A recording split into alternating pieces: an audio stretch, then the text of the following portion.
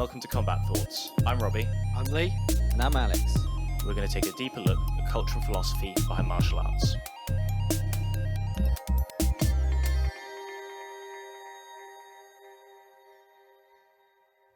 Take us back to the start.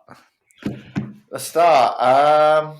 The start. I think first time I was properly on mats, and technically, I think it counts. It's grouped in the grappling style. Was when I was 4 years old. I started Aikido with my dad. My dad ran an Aikido gym, so I think the official first time I started doing break falls was from about 4 years old. Not sure if voluntary or my dad was just chucking me across the mat or something. I don't know. You kept up any of the wrist locks? As actually, that is, I think, the only time my dad ended up coming to watch me train Ju-Jitsu. He and my brother were standing watching, and apparently the only thing he noticed was when I wrist locked someone. He's like, "Oh, wrist lock." I was like, it's done a bit differently. I had it in a triangle. There was other things going on. But I wouldn't say, apart from probably the only thing that Aikido properly gave me was that I could be very reckless as a child because I was quite good at not landing on my head. That was about it. Break force, which definitely probably saved me more so than anything else I've learned in martial arts actually in the real life. I was a kid. Yeah. How long did you do Aikido for? Oh God, 14 years. Oh damn! You did it from 4 till 18. Yes. How legit are all of the Jiu-Jitsu mockings of Aikido? Very legitimate. I got up to the heady heights of a second-degree black belt in Aikido. And yes, it's incredibly legit, the mockings. Me and my brother I think the first time I concussed my dad was when I was 16, and we were watching something. I'm not sure. We got a video of the first Pride, or the first choke was on the second tournament. I don't think they were even calling it Pride yet, but the one before that, we got a VHS of that one, the first one that Hickson did, and kind of watching that, my dad was, of course, where's all the Aikido masters using their, strength against them? This is bullshit. But he kind of liked to try and defeat other martial arts. So I remember us trying to mimic a double leg takedown, and I ended up making my dad's head bounce off the mat from this really badly done double leg, basically a rugby tackle. It was. As me and my brother got a bit older and a bit more physical, we kind of, and obviously, when we fought with each other, it was none of this shit seems to work. We can't seem to just grab punches out of midair or anything. We're just kind of wrestling around on the floor.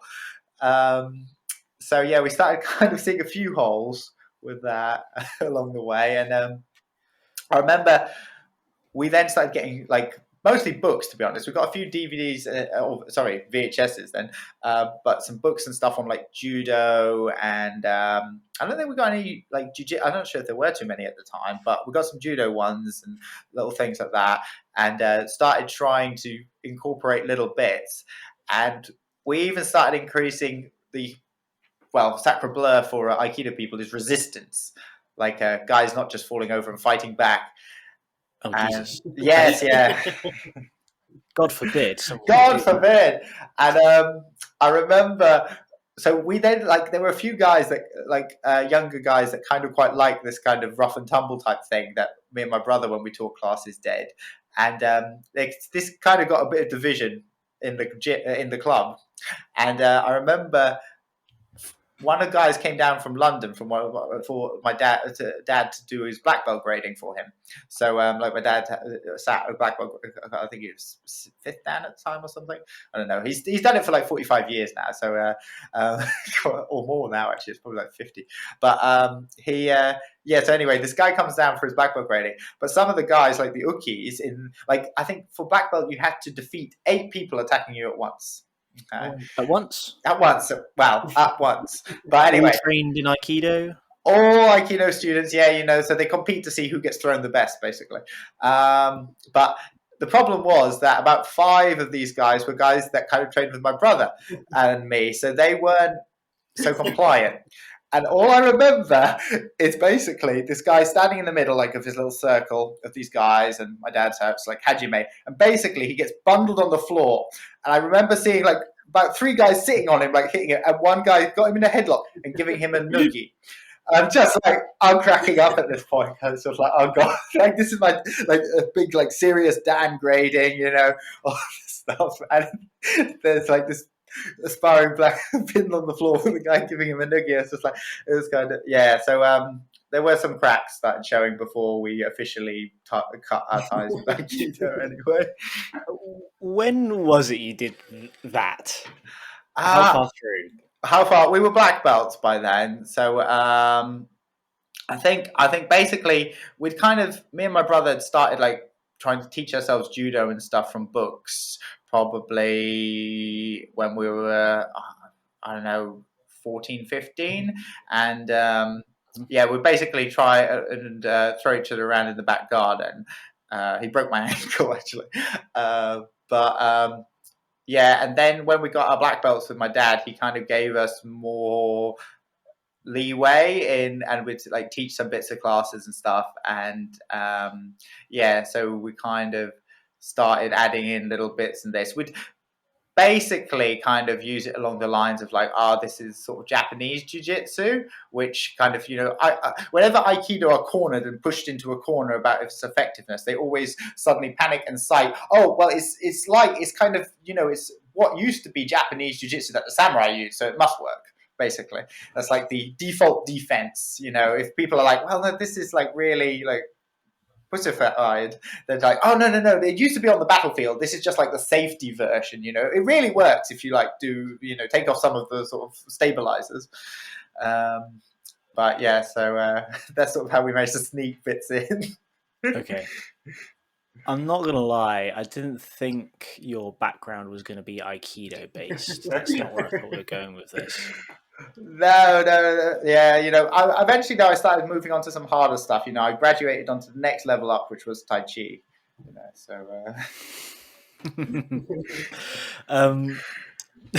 Did you ever butt heads with your dad over this? I was if he still does it. I was thinking that when you came out, that sounds like a relationship for like a multiple disaster. We don't talk about martial arts basically. that's what it's devolved to. Yeah, we can't really talk about. Occasionally, like after a fight or something, he'll message me and goes, "Your mum tells me you won," or something like that. He's never watched any of my fights. Yeah.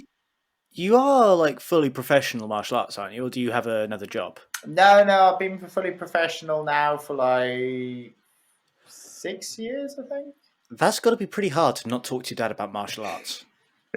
Yeah, I mean, we're sometimes around like the idea of like, teaching classes or something, but never into the particulars of like actually, it's what works. Yeah, we stay away from that. The mats don't come out at Christmas time and go, I've been practicing all year for this. No. It's a little. I don't know. It's kind of. It's kind of a bit because they do, because my brother obviously and I pretty much like will often end up just rolling around in the living room, and it's not uncommon for like if we're met in the park or something, like I've got the kids and my wife there, my brother's there, and my dad, and we'll be kind of standing in the corner while my wife's playing with the kids, and we'll start wrestling like in front of my dad. It's kind of he doesn't really say anything now. He doesn't. But when we first started doing it, he'd afterwards try and give us like tips and corrections. I remember after before one of my brother's first judo tournaments, he was like, "Is there any way you can just go between his legs?" I remember that was like his cornering bit of advice before my brother's judo match. Beautiful. Yeah. He was No. Sorry, yeah, go ahead. Oh, no, I was just going to say, he was very against us trying any other martial arts. It was, originally. It was basically my mom telling him to shut up. And I suppose they give you an origin into Jiu-Jitsu, though. It's kind of without that, probably wouldn't have made the jump. Yeah. No, exactly. And as I said, the breakfalls definitely have saved me more than any other part of martial arts. Yeah. Yeah. I mean, he dislocated his shoulder so I come from Muay Thai. I dislocated my shoulder when somebody double legged me. So break falls. Yeah. That's one thing. Yeah, no, it's one thing that I don't think I've ever hurt myself falling, and that's including being hit by cars 3 times. Why are you so accident prone? Oh man, yeah, I could blame it on CTE, but it existed before that. All right, so to get back on track with the martial arts background, so I'm not really sure exactly where we got to. Somewhere towards the end of Aikido, like yeah.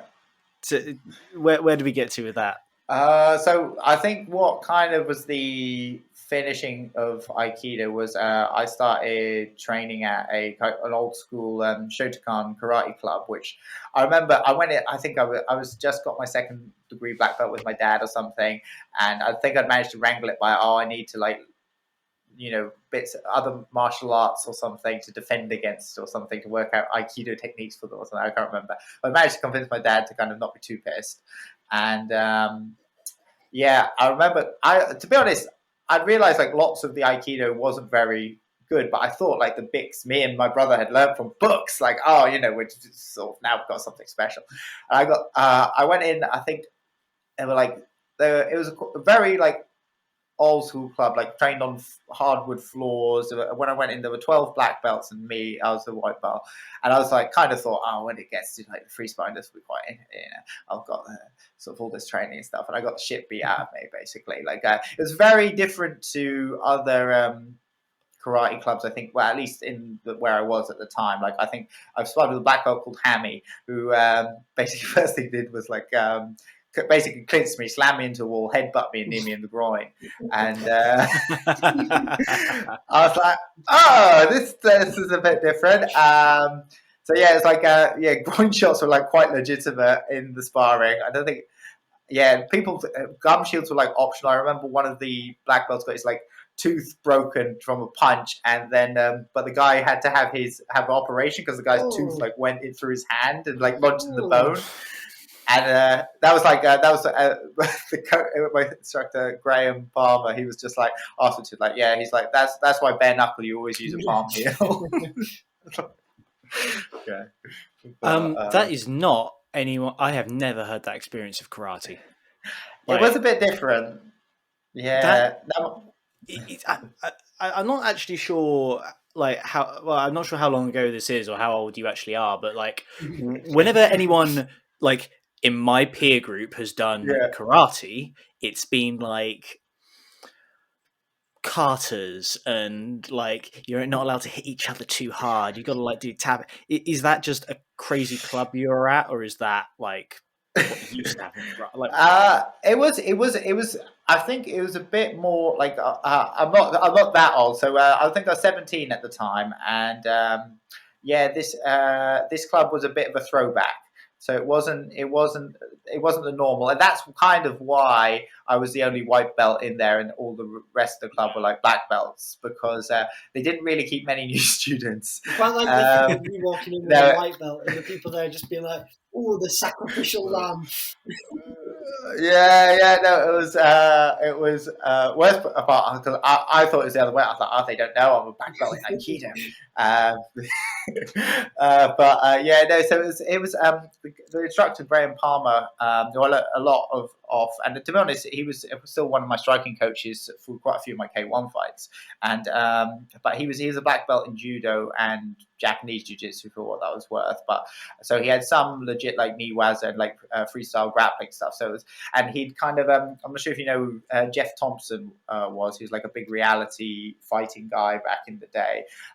So they've got a lot of his animal days and things, which kind of were a bit like crude free fighting sparring, like they, So it was a lot more. At least open, like the techniques and stuff weren't necessarily, very sort of refined, but at least you were allowed to be quite like violent and kind of take it anywhere. So you could like take people down and sort of do submissions. Not that I really knew any, but you could like sit on top of someone and punch them. So, that kind of thing. Well, at least it's not like Aikido. Like that's always the thing that exactly. That's always the thing I hear about, like, what martial arts are legit. It's the ones that let you practice stuff live and properly. So I mean, if you're practicing stuff live, you're going to find the effective techniques, whether it's refined or not. Exactly. So no, it was it was quite an introduction. It was also because it was funny. Basically, we do a lot of it was kind of like how you say, like a classic karate class. I mean, we did some pads as well, but a lot of it, like you do kata and stuff, and then it'd come to the sparring, and suddenly, you'd be suddenly getting taken down and things, which was like we didn't actually practice any of that in the class, so it was very much kind of like my instructor Graham, he used to do this really nice, which I actually used for quite a while when I changed, was like a hook kick into, like, the like Kani Basami scissors takedown. He used to do that to me all the time, and I was like, what the hell is he doing? Because he never teach any of that stuff. He would just do it to you in sparring, because that was still a legal throw when he'd done judo. So he like combined it with that. So it was, it was kind of baptism under fire, something like hit with all these different things. How did you take? Was that like when that happened? Was you like, "This is me, I'm in," or was it like? At first I was a little crestfallen because I'd also done like little bits of kickboxing when I was a kid as well, like taekwondo and stuff. So I kind of thought I'd have an idea of how to kick and punch, and basically it was like, no, you don't even know how to throw a punch. Like they're like, nah, that you'll break your hand. Like that's not how you throw a punch. It was quite good for that. And a lot of the things that I kind of again, because it was a bit old schooler than the time, so it was a bit regressive, I guess. But they had like always with bag work and stuff, you had to do it with like out any gloves on and stuff. You'd always have like bleeding hands and things. But it was kind of fun. I got to experience probably, I don't think that, because this was, oh gosh, was it sort of 2005-ish, I guess. So it wasn't, so a lot of karate clubs weren't like that at the time. So it was, I guess it was probably like a decade behind the trend. So it was interesting. That fits a bit more of what I expected, but kind of what I'm kind of wondering, was that what you were looking for? Like, okay, so I get that you're doing the Aikido. Yeah. You felt like that wasn't legit. You look for other martial arts. What motivated you to stay in this place where you've got black belts kneeing you in the balls? Like, why? To be honest, I suppose that's another thing that I can thank my dad and Aikido from, is that you kind of you show up to class. Like that was like just the thing. Like again, like even though it was basically like Jedi school, a lot of what my dad did, it still had like, it was quite serious about like the etiquette and stuff. And I guess some of that equates to discipline as well, in that like you show up. And I mean, it's weird Aikido actually, because at least how my dad taught it, it was like ridiculously overstaged in the fact that like you'd be basically throwing punches and holding them out there, people catch your wrist, but you were put in a lot, because you weren't allowed to fight back, so you were put in a lot of pain. Like I'd be, most of my suffering I've had in martial arts was at the hand of my dad, because like basically you throw this attack, you stand there as now you're the like Tori or the Aikido master, inflicts a lot of like pain on you. He'll like grab your wrist and twist it and onto the floor, and then again be like, I mean, it's kind of the equivalent of every time you drill an armbar, hyperextending it, like all the like joint locks and stuff. They'd be twisting it till basically it was quite. So yeah, and my dad was quite sadistic with a lot of the stuff like that. So do all the things like again, like kneeling on the neck, but not, I mean, again, not really in a way that you couldn't actually necessarily escape if you were fighting back, because you're kind of not allowed to fight back. You're like there, when they're like kneeling on your neck, grabbing a finger and twisting it back or something. I guess certain parts of it just were still, you kind of learned to endure discomfort and pain, especially as you were a lower belt, because that meant you were basically like the sort of what's the word, like the full man, the full for the like higher grades. So you basically had to be like an hour session would basically be you like throwing yourself everywhere as they like use their chi throws or little wrist locks or something, so which could get quite tiring. But I guess that kind of equated in the sense that I kind of, oh well, this is what I do, like, oh, that was different, but well, the next class is Thursday, so I guess I better show up for that. All right, so it wasn't actually that much of a change for you. Not really. No, it was like in the way it was, but it was like still kind of within the same. You show up, it's unpleasant. You show up again. All right, fair. All right, so you've got to the Shotokan karate. I mean, so then you've got a bit of grappling and striking experience, I guess, and whatever sparring you're doing in karate. So essentially, at this point, you're doing MMA anyway. Yeah, kind of. Yeah, it's sort of a bit mixed up. Yeah, so that was, I suppose, kind of the sort of introduction there, and then I got quite into, because again, still at this point, my focus with martial arts was all about like self-defense. So I was quite interested in like Jeff Thompson, that I got introduced to them through and stuff. So I was kind of, and then my brother, who he joined another karate class, which literally trained on the other side. Like they had a wooden partition through this dojo, and they trained on one side. I trained on this one, and his one, literally all they did was kata, no sparring at all. So this was quite a weird. We decided that he was going to do that one, which was like Goju-Ryu, and I was going to do that one, that was Shotokan. And his one, like they didn't do sparring. I think they sometimes like talk about doing sparring or something, but it was nearly run all by quite older guys, and he was like the youngest by about a decade at least. And they just didn't spar at all. I don't think he was there for like 2 years, I think. I don't think they sparred once while he did that. All right, so that's more what I expected from a karate class. So then afterwards, every evening, because we'd train literally the same time, like 8 to 10 every, I think it was like Thursday or something, and then we'd go home afterwards and would like exchange things. So he was like telling me what they did. His one, they did a lot of conditioning, so like he'd do like hundreds and hundreds of knuckle press ups and things like that, but not. I like through all of these stories, the facial expressions of me and Robbie has just been like, ooh, ooh. And it's like, you can tell how soft me and Robbie are now. We've like been grown up in kind of commercial gyms and kind of. It's actually, I mean, I find that as well now, like we've got such nice facilities and stuff. I mean, a lot of my first, like, especially then, because the next kind of, obviously me and my brother were still doing our like, studying from books, and we used to like grapple on like in the back garden. There was basically a big patch of worn dirt where there was no grass anymore, where we basically used to grapple. But now I like complain, like, if the mats are a bit wet after having been mopped down, it's like, oh, I'm not sure if I'll roll on that yet. No, it's weird, that kind of thing. Yeah, we've got soft now. It's all the trappings. But so then, the next stage was my brother then started judo.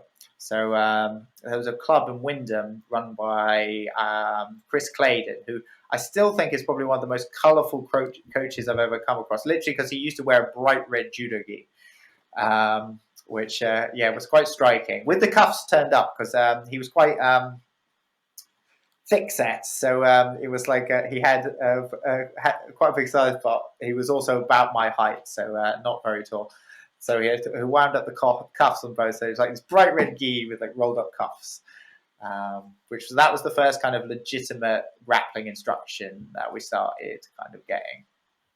Then we'd go, I think, once a week on Wednesdays after my dad's Aikido class. He'd drive us over to Wyndham, which was, I think, like a half an hour drive outside Norwich. I hate it. I don't know. I think judo was still like a Japanese martial art, so he kind of, I don't know. He somehow drew some parallels. Down on it, but you're okay with it because it's the traditional martial art. That's it. Yeah, they still use all the Japanese terminology, which actually, to be honest, I think that was the thing that used to wind them up the most. I got very into Japanese terminology. I started to try and teach myself a bit of Japanese, which turned out to be very hard. I speak what's called karate Japanese. So I name body parts and various techniques. That's about it. Compete with Danaher on it, but that I think because I started a lot of my dad's Japanese terms for things was actually wrong. It was because obviously it's like he learned from a Westerner who's learned from a Westerner things, and you get loads of so there were lots of things he was like that just like incorrect terms and things, or it was a very petty thing, but I used to like showing off I could count higher in Japanese when we do the warm up. So where everyone else could only count to 10, I could count like upwards. So I'd like go off to 40. One of the most embarrassing experiences of my life was growing up in the Thai boxing gym, where we used to do the warm ups, count to 10 in Thai, and I reversed it to this Thai lady and thought I was right, and she told me I just had none of the numbers right, and I was devastated. Oh God, yeah. I always have to wonder, like, no one's confirming any of this. Nah. I did the same thing in Taekwondo, so I think I can count to 10 in Korean, but I've got no reference point. I had the same thing. I remember, I thought I could count to 10 in Korean. I then remember going one time through the things on my fingers. I realized I only got to 8. I was like, hang on. The three of us, I was like, I swore I knew how to count to 10. The three of us are clearly the type of people who'd have the kind of misspelled Chinese tattoos. Yeah. The thing also, like with Korean ones as well, you've got a few alternate options for a couple of the numbers as well, which is yes. There's I think there's a few different ones you can pronounce differently in Korean. But because I've got the like Hana Tool Set Net Tasot Yasot Ilgup Yodela Hop Yol, but then there's a couple of them that you can change in there as well. So there's like it gets really. Did you hear the glass shatter in Robbie's head then when he was like, "Shit, that's not the numbers I know." My life is a lie. Everything's wrong. Yeah, and all the words you said, they were almost what I would say. But not quite right. And you got to wonder, how many Taekwondo instructors have been to Korea. And like 3 or 4 generations, it's just gonna be garbage at that point. Whatever you're saying. Yeah, totally. It was So that was basically the same with the Japanese. It was like kind of like bastardized things, and some that were just like completely random. When that was quite. A funny way. And then also when my brother started, because I think my dad used to refer to judo throws as big, and then obviously when we were actually doing judo, it's like they've got like different, like which judo throw are you talking about? It's like, hanegoshi. That was fun. But it was actually, I remember my brother, we'd basically been practicing stuff, but I remember my brother submitted a black belt on his first session there, which we were like, oh, maybe we're kind of learning something from these books. How come you went to judo in the first place? Basically because Brazilian Jiu-Jitsu was too expensive. There was... Why move on from karate though? From karate. To be honest, I think it was again just the thing that every time me and my brother like actually fought with each other, we always seemed to be grappling. Like it always ended up grappling, and I got quite fascinated with, actually again probably through the thing from Aikido, tracing roots and stuff in like feudal Japan Jiu-Jitsu, and I started reading a lot of like about the like armor wrestling, like kumeuchi and things, which kind of sounded very similar to a judo contest. Like they'd basically, because striking when the armor didn't really exist, if they lost, they'd link up, try and throw one another to the ground. So it kind of sounded a lot like judo. And I think, my brother was the first one to start going. Like I used to go along to the judo classes, but I didn't actually train. My brother trained at first.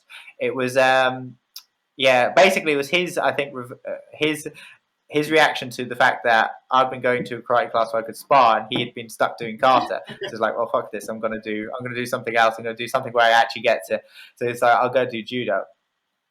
And I think he was basically, at first he was like, yeah, you're not, you're like, no, this is my thing. You're not doing this. So it's like, this is my thing. I was like, oh well, we get to hit each other, so that's much better than judo anyway.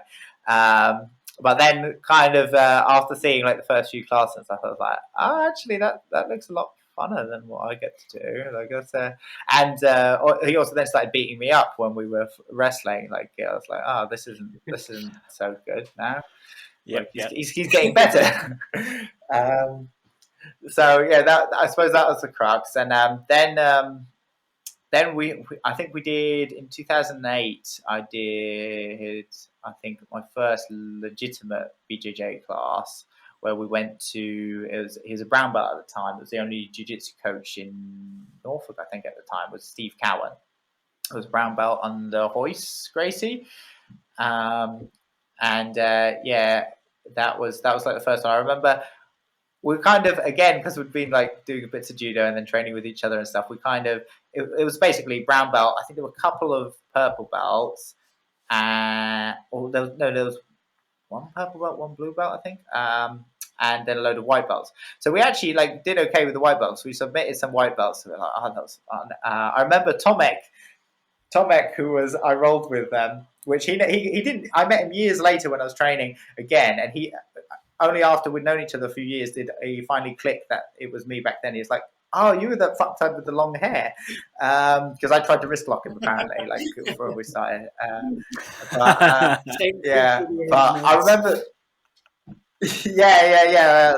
But I remember then, like right at the end, the brown belt Steve asked to roll with me, and he ended up doing the double foot on the hip helicopter armbar on me. So that was like, I think that was the only legit jiu-jitsu class we did there. That was only because it was like a free first session. Like judo, I think was like £2 a session, and I think at the time it was like £10 or £12 a session for the jiu-jitsu. So we ended up, in 2008, did you say? Yeah, expensive. Yeah. No, it was a bit out of or even well, I don't think my dad was too keen to be forking out for us.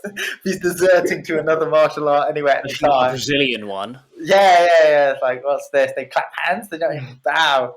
So that was So then basically through my brother then started competing in judo, which he ended up being, I think. Yeah, his first tournament he did 3 weeks after his first class of judo, and he beat a brown belt in his first tournament by a hold down, which then was 30 seconds. I think they've reduced it now; it's like 20 seconds. But basically, got him on cyclone, just held him there, and then I think he got ippon and submitted in his other 2 fights. Got like a bronze medal, so he's like, I've done this for 3 weeks, so I think I might stick at this. I'd be happy with that. Yeah. It was also, I think it was boosted by the fact that, like, I mean, this is the thing with, again, judo. It's like you've got that weird thing where there's so many different, like, I guess it's a bit less now, but then there was still like loads of federations. Like the guy he beat, the brown belt, was well, I don't know why I did this. He was a brown belt, but I don't mean to start throwing stones on my brother's behalf. But he was it had like AMA National Squad on his back or something, which is like one of the many martial art associations. It's not actually a judo association, but So he was like, I beat like a national something. So he was very excited about that. So he started training like a madman, basically. He's like. To be honest, when it was this, I think he was about 16, 17 at this point, and he was a psycho during this period. He'd wake up, he'd do like an hour's free weights, like in his bedroom. Then he'd do a 14-mile run or something insane, a 14-kilometer or something nuts. He'd do. I'm probably exaggerating it in my memory now, but it was a long run. I've always hated running, so it seemed long to me. Anyway, he'd go on this run, and then he'd do an hour on a stationary bike. And that was like before breakfast. He'd just do that in the morning. So he went like quite credit with that. I think he ended up winning the nationals twice, the BJC nationals twice, and then a load of other things before we kind of moved on to Did you and him remain like super competitive through all of this? Was you always kind of trying to one up each other? Oh yeah, God. The most he was the first person to break my nose. I think. Yeah. He was the first arm I ever broke with an arm bar. It was So we'd always. Yeah, it was horrific, to be honest. I don't know how either of us survived a lot of that. To be honest, we kind of around that age, we kind of got to the point where we realized we were like too immature to do certain things. So we kind of started having a weird thing. We wouldn't really train with each other that much at that point. Like we're still getting into fights occasionally, but we would like avoid sparring with each other. I think I remember one time we got like these Japanese Ju-Jitsu DVDs that were like, again, a weird blend of like wrist locks, but then also like judo techniques. So we're doing like practicing hip throws or something. And my brother was really struggling because I'm quite, he's like over 6 foot and 5'7". But so he's struggling a little bit. Like I was finding it much easier to get. We were just doing the entrance, so we are just entering and lifting, he was really struggling to get his hips underneath me, and I just kind of laughed. I was like, as a joke, I was like, I guess I'll beat you now. The fight. He got so pissed off, he just punched me in the nose and walked off. that was the end of drilling. But yeah, do you know what you're saying now? And like a punch in the nose is pretty bad, but you do recover from it. I dread to think, like, if you'd have grown up now, how many brothers are like slapping heel hooks on each other and like ripping each other's apart and things like that. Yeah. No, that was, to be honest, that was the worst injury I got from him. Actually, I think was when he broke my ankle when we were like doing randori in the garden, and I think I'd managed to throw him, and he wasn't able to throw me. He was getting really annoyed, so he stood on my foot, and then like Oichigari'd my other leg, but stayed standing on my foot, so I fell over. My ankle just like twisted at a horrid angle and cracked. I limped for like over a year with that. I love that Lee's like, oh, I dread to think what would happen if we did this, and you just go, it's funny you say that. Yeah, no, it's a bad one. And my parents being my parents, I didn't get to go to hospital either, so that was great. Got some homeopathic remedies, a bit of chi healing, and crack on. Ooh. So your foot now faces the other way, right? Okay. Like unfootlockable. Just about. To be honest, it still bothers me. Actually, broken ankles never really. Yeah, it still bothers me. Annoyingly, that's also the foot that seemed to always get heel hooked in competition as well. So you can blame your brother. It's not you. It's your brother's fault. Yeah, I know, right? Yeah. All right, well, this is a lot more history than I expected. I thought it was just going to be like a couple of martial arts. You're like, no, I've done one after another. And like, so through all this, why are you doing this again? You just want to fight people or what? It was still self-defense at this point. I was like, I don't know. It was a bit vague. But yeah, I ended up clocking. I think currently I technically hold 10 black belts, counting my Ju-Jitsu. What kind of area were you growing up in that you needed 10 black belts for self-defense?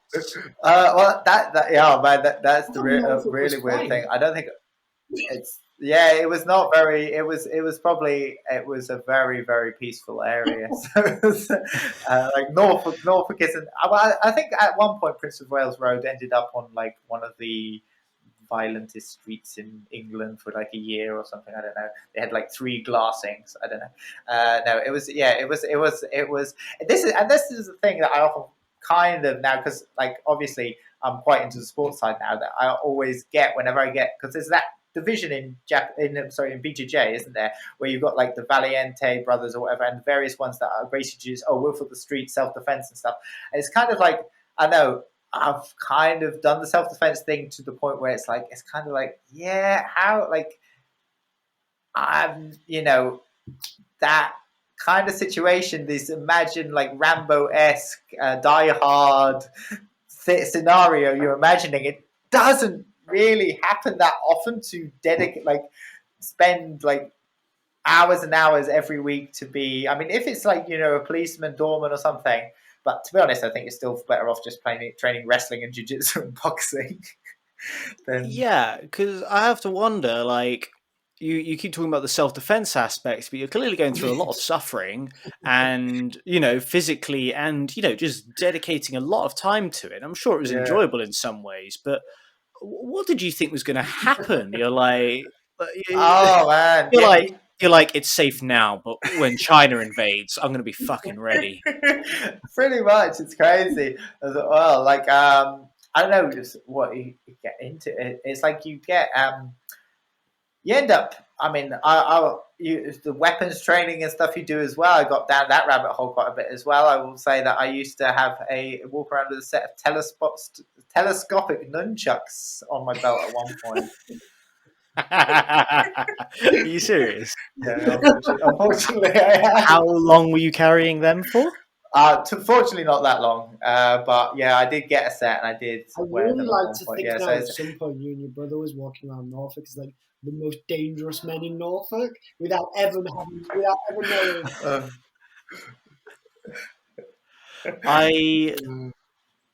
I also love that people go to nunchucks. Like that weapon that specifically was picked because it wasn't a weapon, and like what was it? The Japanese like wouldn't stop people having it, and that's like the go-to weapon for people. Absolutely bizarre. It's a farming tool, right? Yeah. Although, man, yeah, it's like I remember I've never hit myself around the head with nunchucks, which is the normal thing of when people learning that. Mostly because I was paranoid from stories of people doing it, so I practiced with like a wet towel before I got to the nunchucks, so I didn't hit myself around the head. But I have hit myself around the head with a lot of other weapons. Smooth. Yeah, well, yeah. at least got it out of the way before the nunchucks. No, it was after actually. It was a bow staff, I think, when I was doing one style of kung fu or something, and I was spinning at something. I hit a tree and it ricocheted into my head. That hurt. I was bleeding, I think, from that one. That was, yeah. Nice. All right. Well, Lee's just gone to the door. I'm not sure if you see the message there, but we'll crack on all the same. All right. So you start Brazilian. Well, actually, yeah. You mentioned you did one class of Brazilian Jiu-Jitsu. One class, yeah. I think afterwards we still had the summation. It's like, oh yeah, that's good. But what's the Ed Parker quote? Oh, but Jiu-Jitsu, you can get bitten and and grabbed in the groin or whatever. It's like, so we're like, oh, okay, yeah, it's all well and good, but for the streets. So yeah, back we went into the world of Kempo and Krav Maga. Yeah, so yeah, there are two other ones I've got black belts. I didn't know you could get belts in Krav Maga, but yeah, well, you've got to have something to hold your combat trousers up. Well, although they most vary. You get some associations give black belts, or some like IKM give black belts, and then there's some that do like instructor levels, and then there's some that do both. Which they can just charge twice for the gradings. Basically, it's like, oh, well, that was for your black belt. Now this is for your instructor level 1. Yeah, so that's how they do that. But you obviously made your way back to Jiu-Jitsu somehow. Yeah, what made you set on Jiu-Jitsu? Like, why was that the one that resonated the most, or like? So to be honest, I was quite late to it actually. So my brother. There was a black belt, Demetrius Ramos, was advertised as moving to start teaching at this local MMA club called Kickstop. So my brother, basically, I was like, my brother was doing judo. He's competing in judo. He's doing quite well. He's mostly good at the grappling. So I kind of showed him that. I was like, oh, that's still not quite my thing. I'm into the street self-defense stuff. So he started going along to that. And I think this was now probably 2011, maybe 2010, 2011. So the classes were still like, these ones were like £10, but now that was more reasonable. So my brother went to those for a little while. I think then and then we were also both running at this point a Japanese jiu-jitsu club together / karate club. That kind of kept changing weekly on what emphasis we were doing. And so he started doing the jiu-jitsu, and then he'd come to those ones, and I kind of started with doing a bit more grappling, and we're doing a bit more this and that. And then he started doing the MMA classes and decided he was going to have an MMA fight. So kind of our classes that have been kind of changing a little bit. We kind of started doing some MMA sparring in the classes we were running as well, because he'd go like a couple of times a week to the MMA gym, and then he'd be teaching at our place as well. So we kind of like, oh, well, we'll do a bit of this, like whatever thing, to help out, like extra practice or whatever. So we were kind of doing a bit of that. Then he had his first fight. He won his first fight, armbar. And then I don't think he got his blue belt yet. No, he was he blue belt yet? Don't think he was. Still white belt. And I then decided that I was going to have an MMA fight. I wasn't training Ju-Jitsu yet. I was still training just basically at the club we were running with my brother. So yeah, I signed up for, I think it was a UCMMA Contenders. Oh, UCMMA, yes! What a show! yeah. What was it? It was Dave O'Donnell then as well, wasn't it? It was. Oh, what a character Dave is! Yeah, he is. He called my first fight. He kept forgetting my name during the commentating, but Grant Waterman refereed the fight. So that was fun. But so it was like, I think it was 2012. I signed up for the fight.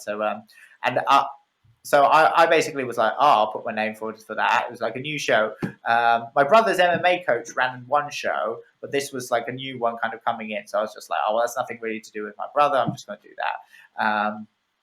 Signed up for it. Stepped on my scales. What weight am I? Okay, yeah, I'll put that. 76 kilos. Okay, cool. I'll put down 76 kilos. Can I fight MMA? So I started kind of 76 for MMA is pretty. It's actually getting quite big at that point, isn't it? It is. What weight do you fight at now, Dominic? For MMA? What do you weigh now, sort of around? I weigh about 73 kilos now. Yeah. Oh, okay, yeah, because you're not going to change size by that much. No. So 76 kilos I put in. By this point, we had I think we changed over to, we had 3 sessions a week. One was street self-defense, and the other 2 had changed over to being basically kind of MMA classes. And my brother would teach little bits of jiu-jitsu and stuff, and would do wrestling and things. Although to be honest, basically my only takedowns at this point were kind of judo-esque throws. I couldn't do single leg, double legs. Because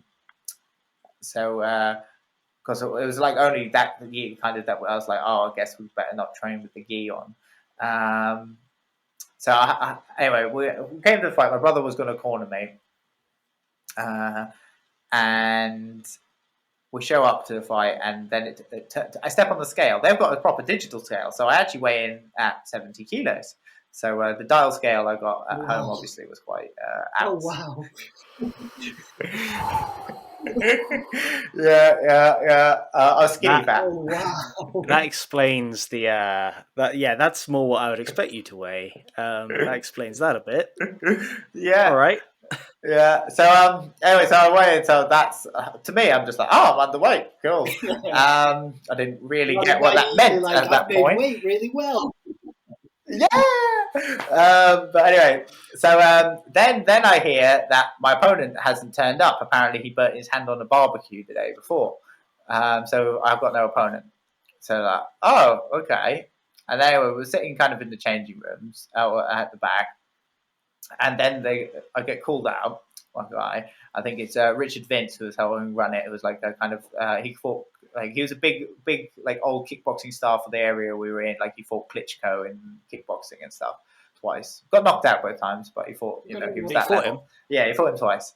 Exactly. I think. And so he was running this show there, and that's why there was some. So he calls me over and this other guy. He's like, "Okay, your opponent has shown up. Neither has this guy's opponent. Why don't you 2 fight? But you're going to fight in K1 rules instead."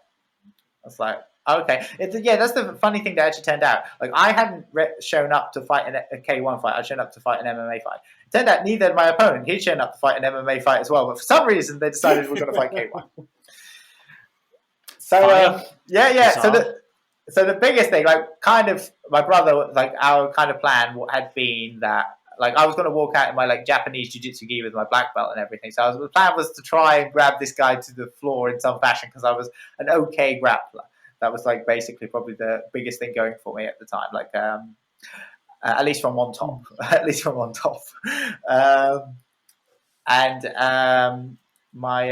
my brother was just like, well, shit, like, K1, okay. We better get some gloves from someone. So we're like going around the corner from like I think it was a friend of mine who I ended up fighting years later, actually, Sean Byrne, and I think Harry Meeks, a couple of other guys that we managed to get like shin pads and gloves off. It was funny as well because the rule set was it was with shin guards, but you could knee to the head. So it was and it was 10-ounce gloves as well, which wasn't normal for amateur K1. So then the cut man, Adam Gigley, he's been a cut man for the UFC since then, but this was like way back then. But so he was wrapping everyone's hands, but also being the cut man in the cage, and so he's trying to work through, and obviously starts falling behind. And it's my turn to have my hands wrapped. And he's like, oh man, I can't finish this, so I've got to get back in the cage for the next fight. I'm like, that's my fight. So he wraps one hand, he wraps my right hand. So I have a wrapped right hand. And I remember literally, like, to the walkout thing, I'm hopping, like, pulling on the shin guards we've just finally got and everything. I remember being I was so stressed about us finding all the kit, getting kind of ready. And by the time I'm actually walking out, I was like, oh, thank God. So I'm actually, like, super not stressed by the actual time I'm walking out. And so it was 3 2-minute rounds, K1, wasn't it? Amateur K1. So anyway, we go out there, and bell go, like, it's David Donnell introducing us, or Grant Waterman, and your referee. I want to see some violence. yeah. So anyway, so the fight starts, blah, blah, blah. I think we kind of run the thing. I've got to throw, like, a head kick. It's the worst fight. I think it's still online somewhere. It's absolutely, like, it's a bar brawl of a fight. We're, like, swinging from our hips. Like, I drop him somehow with a hook in the first round. I remember that, video here. Oh yeah, that'd be good. Yeah, no, it's we'll definitely see if we can on find it. Yeah. Oh dear God. That's one I wouldn't mind trying to take down. But anyway, it was I dropped him in the first round. I remember going back to the corner, and my brother's like in my face, like, oh, blah, blah, blah. Like, I think he's yelling, like, man, okay, you've got to keep, you've got to give up. And I'm like, man, I just beat him up. I was kind of like offended that he wasn't complimenting on me the first round because I like, dropped him. I was quite offended. But anyway. He was in the sense right because, it turns out Fight Fitness was a thing. So I was gassed as shit after 2 minutes. So the next round, like, again, it's like, mouths are hanging. Fortunately, he's also fucked. So mouths are, like, hanging open. But, like, the thing that actually weirdly saves me, which, going back to that karate link, I think my brother had been, at the time, he'd been trying to cross-rank into, was it Sushingen? As, like, a kind of Dutch style of karate that he'd involved in, and I've been helping him with like basically plum-kinch sequences. So I ended up second round, I think, landing like 12 knees to this guy's head. There was blood like everywhere. He was bust open. He didn't drop a second time, but I kneed him in the head to, like, literally next day I had big bruises on my knees. I was kneeing him as much as I could. That pretty much saved me. Literally, between, like, after the second round, my brother's like wiping blood off me. I'm like just covered in his blood. So then the third round's pretty much the same. I think I must have kneed him in the head like 25 times or something by the end of it. But yeah, we're both like, I'm like, it's like ridiculous how exhausted we are for like three 2-minute rounds. I wish now I could have that cardio I have now and fight then. That would have been so good. But yeah, so I won that. I won the fight. I remember going back to, like, I'm still training with that karate club as well at this point. So I go back to there afterwards or whatever. And I remember Hammy, that one who introduced me with the headbutt. I was like, oh, did you see the fight? Because I'm quite, I won a K1 fight. He's like, you got tired. That was what he said to me.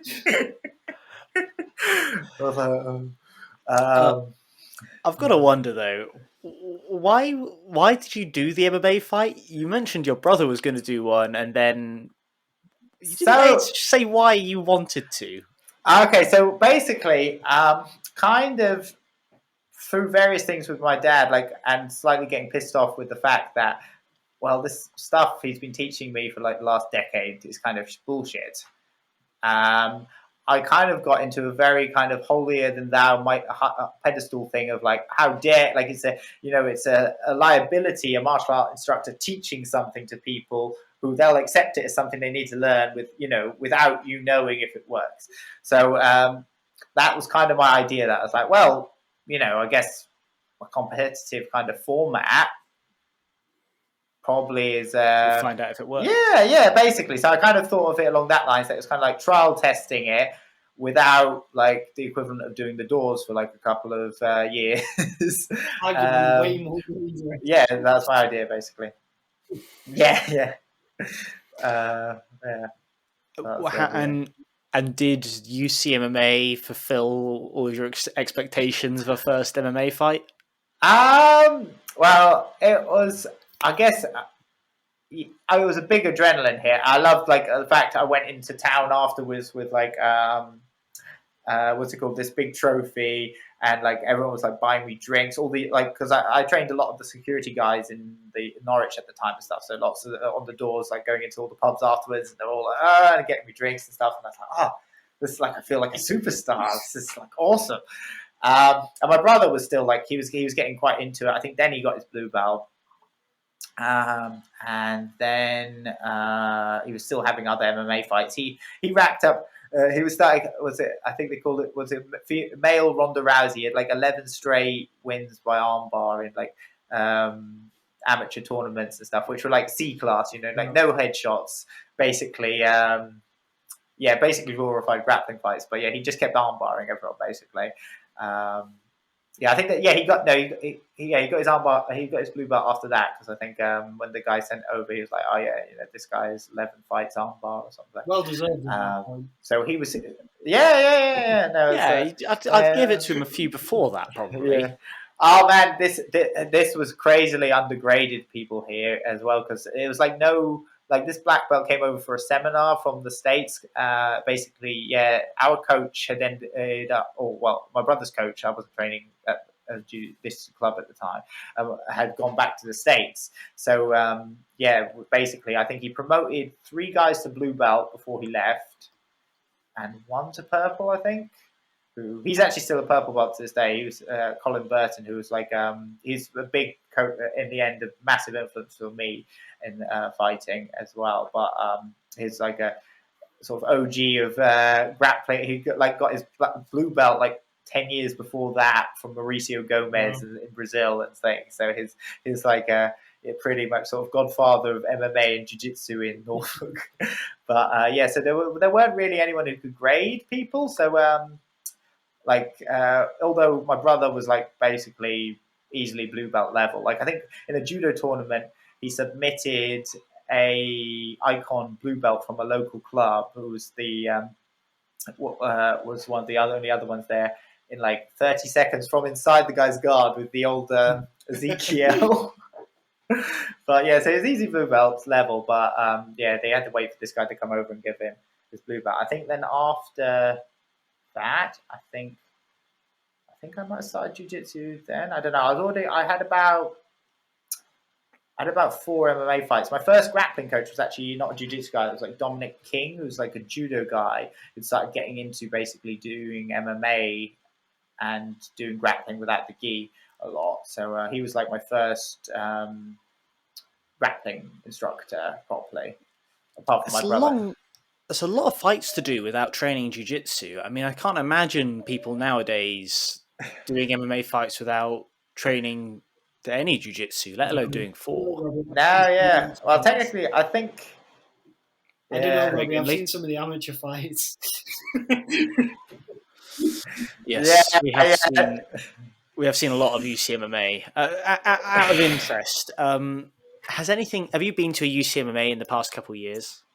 Not for a few years now. I think last one I must have gone to was when I was cornering a student of mine at 2016. I think was the last one I went to. But yeah. I wonder, did anything change from when you first did that one? Because it sounds the same. Not really. Although, well, to be honest, the one I was on actually, it was a UCMMA. They had the name. They had Dave O'Donnell, but it was in Norwich. Like they paid Dave and Grant Waterman to come up and use the name in Norwich. So it wasn't actually at the Troxy. It was yeah. So it was like yes, yeah. I love that Dave's a big enough name that they pay him to come up and do it, as if he's got like this reputation of being a pioneer of MMA in the UK.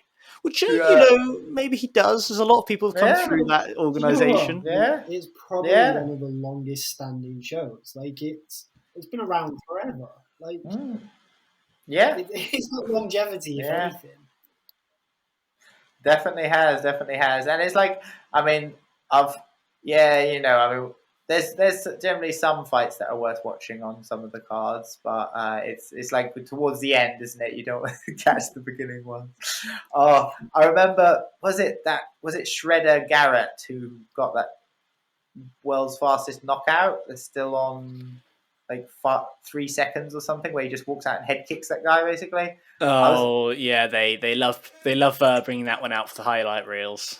I was in the a girl I was training at the time, Gemma, was in that corner. I was warming her up, like when I saw this guy warming up, I was like, this guy's an idiot. Like he's drilling crane kicks up and down the room. They're doing arm bars on the back on the wrong arm, like basically shooting up like an arm bar, but on like an omoplata arm. I was like, that's like with the joint. That's with the joint. Like what the and the guys like cornering him look like they've just played a couple of games of UFC. It's like and then the next day I see it's this guy sending me this video of this knockout, and I'm like, oh yeah, that makes sense. Yeah. So I think kind of aware we've been chatting a long time, kind of up to this point. I think it's good to know. I think getting to like Ju-Jitsu and kind of. Sorry, yeah. This is brilliant. It's been fascinating, and it's kind of the origin story of how you got to Ju-Jitsu, and then you've definitely given everything a go. Like, I've tried most things. You're definitely in the right martial art because you've done every other one. And normally when we ask for people's history, it takes about 15 minutes, and they're like, I did karate, then I realized I didn't like it, so I did jiu-jitsu. Here we go. We've got a lot to go. I think we started skipping over some bits as well. I technically fought an Olympian before I got to jiu-jitsu in MMA. So. Okay, tell us that, and then tell us about why jiu-jitsu. I started training a bit of MMA at Kickstop Gym there. Actually, I probably had started jiu-jitsu at this point as well. I think I'd started to go into the jiu-jitsu classes, which Colin Burton was running, mostly the no-gi ones. And I was fighting MMA. I think I'd had about 3 semi-pro fights at this point, or amateur A class as they're known now, I guess. And then I was meant to fight a guy from Carbon. And I think 2 days before the fight, Stuart Chase, who owned the gym and ran the show that we were fighting on, came in. He's like, the kid that you were fighting has pulled out. Like, he's 17 and they didn't realize you were 23 or whatever, so they don't want the fight. They think, I was like, okay. Like, they've offered his wrestling coach though. I was like, oh, okay. It's like, yeah, I'll send you his details. And I was like, okay. So they pin it over and it's like Mike Grundy. So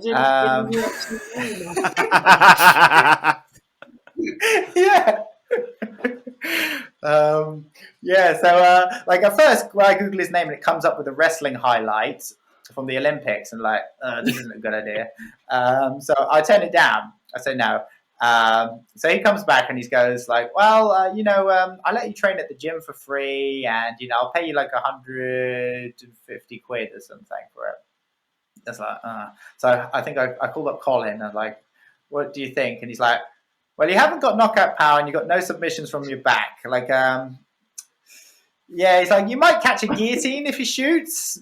It's like, but he's like, if he gets a decent black belt down to teach again, that training, you better hold him to that training for free at the gym. So I was like, okay. So I messaged him back. I was like, well, if you pay me 200, I'll do it. So I fought Mike Grundy on 2 days' notice. I remember Stuart Gooch, who was one of the my cornermen, he was like, if there's a lot of blood, do you want me to throw in the towel? His blood, of course.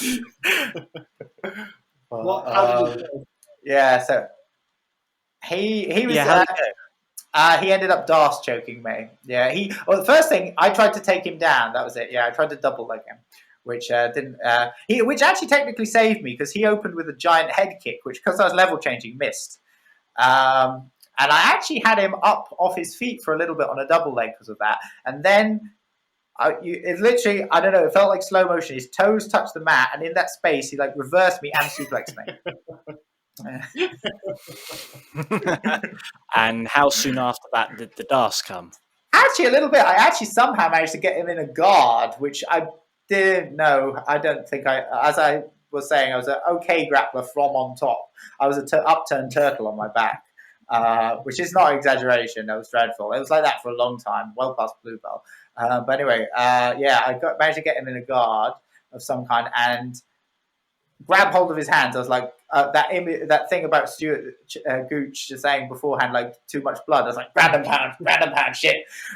Just holding onto his hands. And then I guess I started to do something. So I start going for the worst triangle you've ever seen in your life.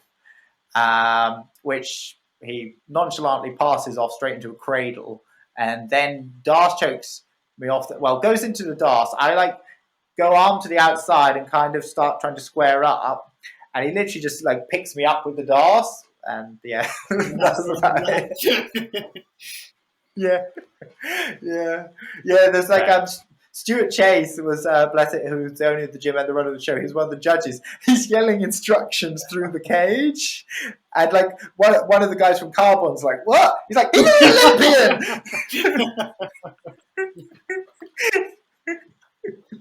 I love this. So this has been fantastic. Yeah, this went better than I expected. To be fair. I expected like in seconds DARS, but no, you held out. That went all right. I think it was about 3 minutes 40 seconds. Do you know what it is? Is the bar of expectation was so low that anything was like a great achievement. Yeah, that's actually interesting because right before the first lockdown, I was meant to have a match on Polaris against him, which I was quite looking forward to see like where things would have been, which might be something in the future. Well about it. Oh yeah, no, totally. Go full WWE. You know, that's the best thing to do against what's it called, UFC fighters from Liverpool. They love and bravado. I think he's coming into your world. I think you're safe. Yeah. That would be cool. We've shared a podium since then at Naga. The first time I lost to Ross Nichols. We both lost to Ross Nichols. So we were on each side. He was on silver, I was on bronze. Yes, Ross Nichols. He's a really cool guy. We had like a chat. I was like, I don't know if you remember me, but you like DARS choked me in an MMA fight years ago. And he's like, no, I remember. He's like, are you still fighting? It's like, yeah, I just got flying kneed on Bama. He's like, oh yeah, I saw that knockout. It's like, yeah, great. All right. Well, I think that takes us nicely to Ju-Jitsu. And like why that is, because that's your main martial art, I think. I mean, you do about 1 billion other martial arts, so I'm not sure. Lee has vanished for some reason. Sorry, continue. I'm trying to fix it. My internet. Lee, if you've got a headset, grab a headset. I'm just like, because you're getting a bit quiet now. I'll grab my headset and I'll find my video, I hope. All right. Well, hopefully Lee comes back. But in any case, Ju-Jitsu, tell us why you do it, because like you've done everything at this point. To be honest, I find it like The biggest reason is that I enjoy it. Like, it makes me happy. Like, whether I'm on the mat getting smashed or smashing someone or somewhere in between, I'm happy. It's the one place I literally forget where I am. Like, literally to the point where I almost missed a train one time I was teaching because I forgot I was in another city. I was like just on the mat, just training. I could have been anywhere in the world, and it's only I kind of clicked back into reality, going, "Oh shit, I'm going to miss my train." Actually, someone reminded me, so that's the only reason. But yeah, literally when I'm training, I could be like anywhere in the world. It's like the only time I think about nothing else. And I think that's quite an addictive feeling, really. So it's the only thing that's made me feel like that. Like I can't or want to think about anything else. And yeah, so that's the main thing. Then from there also I found like over the years and actual fights that I've had, it's the most effective kind of like 90% of situations you get into. It's jiu-jitsu, and it's something fun that I don't know, gives you something, and it's taken me a lot of places. Helped me out in a lot of MMA fights, and then just given me the ability to enjoy a lot of things, really. But you've not got the self-defense. Well, you do. I think you can defend yourself, Robbie, if you're getting into that. It's not it's not the martial arts you used to do, though. It's not like that. No, it's not. I mean, to be honest, that's a big part of that also coming from the self-defense side, because I did end up, shall we say, having a few outside the cage interactions, and I pretty much found most of them were sorted with a double leg. It was like very rare that, like, even involving like weapons and stuff, it was like, and the more I got into MMA and stuff, it was like, I think, combat sports, they put you in such a conditioning level above a lot of people that it's like that alone is like different. Just I remember one fight I was with, my wife kept pulling me away as well. This guy was really annoying me, and I remember she pulled me away at one point, and I felt something. I was like, and it took me a second to realize the guy punched me in the back of my head, but I barely even felt it. It's like, and I think that ended up just being a double leg onto the floor, and that was So it's like I don't know. Again, from the self-defense point of view, I started realizing, actually, it's like I don't think all these like choreographed knife disarms and gun defenses are actually really. It's funny you say about the double leg. Did you see the video of the American college student? He played American football, and the kid in cowboy boots who was like stick thin just beat the shit out of him with a double leg. I quite enjoy watching those videos. Well, to be honest, it depends on what the video is like. Some of them make me cringe, and then some of them are quite. I think my favorite one has always been Matt Serra in Vegas, where he mounted the shirtless guy. That was good. That's the biggest thing, I think, and that for me is the argument for that jiu-jitsu is so good at self-defense. It's like, until you've grappled with someone who's really good at grappling, you can make people feel like a child, which is like, even when someone's like got 20 kilos on you, you make them feel like a child, and it's like I think that I think is the biggest thing, and that's why I don't. Whenever you get all these ones going, Gracie Jiu-Jitsu self-defense, getting back to the core, we teach a headlock defense, or and I see wrist locks and stuff they're doing that my dad was doing 20 plus years ago. It's like, this is kind of, I feel this is like going the wrong way. Like, it's like, I've done that technique with my dad. Like, the guy standing still and being very like, with the, I think blocking the knife and turning it into like a hammer lock up the back and stuff, and it's like, I'm glad that you moved away from that, and we haven't seen you on McDojo Life. It's a good job you've moved away. Are from they that paying sort of you? bit. You shout them out all the time. I am actually a Carter world champion. Basically. That's a thing. That is a thing. You wow. do the nicest Carter? Basically, they give you. It's weird. I didn't actually know I'd won. I thought I'd got silver or something, and I ended up getting gold because they did 0 afterwards. But apparently they do demerit, so like you get a score. Yeah, it's like that way around. So I thought I got 0, so I was like, oh shit. I guess I haven't done karate in quite a few years. Okay. But yeah, I turned out I won.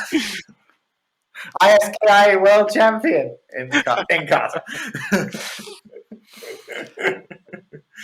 So what is it just jiu-jitsu that you do now? Have you moved completely away from other stuff?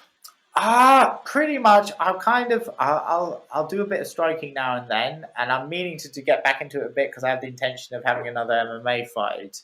But it's basically been always a thing that, especially as I moved towards the end of my 20s and into my 30s, I trained striking when I had a fight coming up. Otherwise, I was doing jiu-jitsu and grappling. It was that, and that seemed to be getting more and more happening. So then, when I didn't have a fight for a little while, I was just grappling, and then the only striking I was doing was when I was teaching kickboxing classes, and then I ended up giving the kickboxing classes to other people and stuff, and just teaching grappling classes. So I didn't enjoy the striking as much, really. Yeah. I mean, kind of understand. It's not got the head trauma, at least, and there's something a bit more enjoyable about jiu-jitsu. I don't really know why. Going back to what you've been through, for the last kind of chatting to us, your origins, kind of the traditional martial arts, the grappling side of the house. It feels like the right fit. It definitely feels like that when I'm doing it. There's definitely There's never another place I'd want to be when I'm training, grappling. When I'm striking, there's often places. So I do have one question as a kind of scripted question. Me and Robbie never kind of script the questions. Yeah. We always kind of just free flow, let it go, and this is why we get gems like this. But I did have one question I did want to ask through this. In terms, you did Polaris squads, and we've said before, quintet squads, we love team grappling. It's sick. It really gets us excited. To us, we've done podcasts about where we see that's the future of making it a bit more mainstream. What's your opinion I of think that? So. Agree, disagree? I'll totally agree. Yeah, no, I loved it. I love being a part of it. Only thing, I don't know. It's from a personal glory type thing. When you start suddenly realizing that you can screw it up, especially when there's a win bonus on the line for your whole team, it does sometimes play into your head. You don't risk certain things. In my second match with Tommy, there was a couple of things I was more hesitant about trying, just because it was we're one up. If I screw up this lead, especially after my first match, I nearly got subbed. That Matthias was ripping my face apart trying to choke me. So it was that second one I was very cautious about. Above all, don't fuck it up. Don't get subbed. So I think sometimes it's that, but that's a very selfish point of view kind of thing. I think as a sport, it makes it super exciting. I think generally you look at the large matches from that, they were people really putting it on the line. I love watching quintet. I think it's one of my favorite ones. That's pretty much most times I fit on Fight Pass and watch a quintet. I'm in the middle of the Fight Night 5, I think it was the one they just did since the pandemic in the States. So I'm watching that at the minute, and it's just got that guy. I watched the super fight where Reader got caught in that nasty straight ankle lock from the blonde Korean. I think it's totally. I can't wait to do another. To be honest, I was I was kind of pissed off that I wasn't more aggressive in it. So I'd really love to get back on that, because I was actually part of a quintet one team for a Super 5 Pro or something that was going to be run down south, about a couple of years before I did the Polaris one, and it got cancelled. Or the elite one got cancelled. They did the blue belt one and they did the white belt one, but the elite one got cancelled. Oh, I almost did that down south. Would that have been at Bournemouth or something? Yes, I almost did that. Yeah. It was. I was so gutted. I was so excited for that. It was just after the first quintet, I think, wasn't it? It was that year. And the 10th Planet team went up and ruined the blue belt. I think one of their guys eliminated the whole team by themselves, Charlie. So it was like, the blue belt one bloody went ahead, but the elite one got cancelled. It was really annoying because that we were super excited for that. But eventually, I know you've just said then about the kind of game plan when you won up. How much game planning went into it when you're all kind of sat there in the back, being like, "You do this." Quite a bit. I mean, Dara, the captain's kind of approach. He was like, they might like break us or catch us, but like we don't tap. Basically, it's like we were joking because there was like so many injuries started going on, and like because obviously Tommy Paul Cannon I think did Tom Halpin's foot in their match, so Tom had to the second round he couldn't fight. That was also going through my head when I was fighting Tommy. I was like, shit. Yeah, so it was like, so there were quite a lot of strategies with that, but yeah, it was like the main thing. It was like, yeah, we, even if they catch you, like don't tap, like, let it break.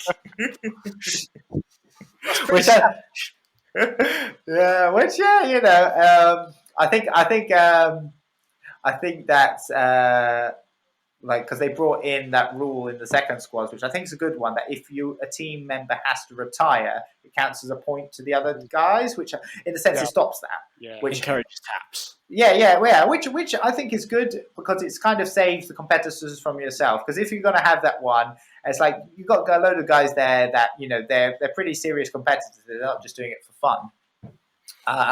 So if they've got the option, like there's a lot of ones that will be like, "Nah, break it," and I unfortunately have never been able to tap into that. My brother is like that in spades.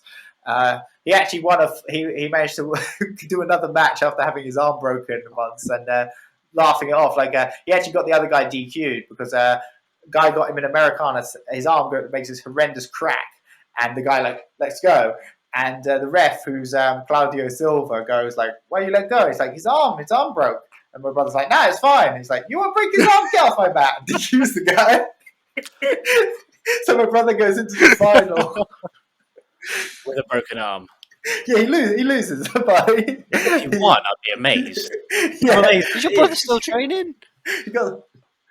Yeah, he's brown belt now. He's he got his brown belt. I keep telling people he just got his brown belt because brown belt December 2019, and so that's no longer just. Yeah, it feels like just. Last year doesn't count. Like when people ask me how long I've been training, I'm going to take off this past year and just count it from before and after. I've had work with my girlfriend in the flat, and that's about it. So this year doesn't count. Yeah. No, it's a write off, but no, he's still training. He's now he's 30 next year, so he now taps more. But, sensible. Good. He used to not tap. It was crazy, even in training. I understand the competitive mentality, but I've got to think that I don't know if he does it professionally, but if you're a professional athlete and the way you make your next paycheck is by getting on the mat and fighting, I'm always surprised at how much people stick it out before tapping. Yeah, I never have. To be honest, I'm not sure. I just don't think I can. Yusuf always told me as well. He's like I've got to really put about himself. He was like, yeah, I never hold out in things. I've got a like really low pain threshold. I was like, yeah, I can't say I ever do either. Like, there's those guys that are like, oh, the foot just popped. It was just the foot. It's like, no, that's I can't just be like, oh, it's just the foot. Yeah. Like John Hathaway, who I train with a lot. He's always like, yeah, outside heel, just gonna pop my foot. That'll just make me mad. Like that will like I'm gonna be crying in the corner. Like no, that's not just a pop for me. Like I'm not made of the same stuff. I'm afraid, for better or worse. But that means I have to really make sure I don't get caught in a sub because I can't gut my way out of them. That's fair. And one other bit I kind of wanted to touch on because I'm not going to lie, this podcast's already going to be intimidating for people to listen to. So I do feel like we should start wrapping this up. But I also want to get you on again because we've clearly not exhausted everything at this point. That'd be great. One thing, well, actually, first thing, how long did you say you'd been professional for? 6 years? Yeah. How have things changed between being some guy training random martial arts and doing whatever to moving to being a competitor. I'm just wondering sort of what the change is for you and how you look at it. Yeah. I mean, it's been kind of a complete like switch in some ways, but yeah. I mean, I guess when I was doing the self-defensive martial arts, that was more purely I was looking at as kind of an instructional point, that like the career path, if there was any really, was through teaching, like I was, as I said, I was starting to teach door personnel and things like that kind of thing.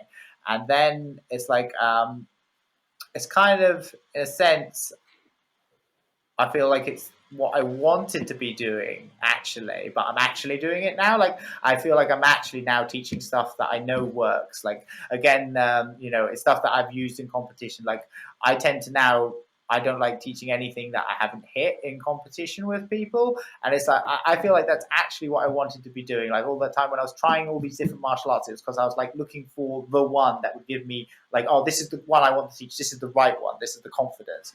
And now it's like, well, I have that because I know I've done this to X, Y, and Z. Like I can hit this move on a large proportion of people. I can hit it against someone who's good and is trying to hit it on me. So when so I kind of feel like I'm actually doing what I always wanted to, but you take your pure approach into your teaching and the way you are in jiu-jitsu.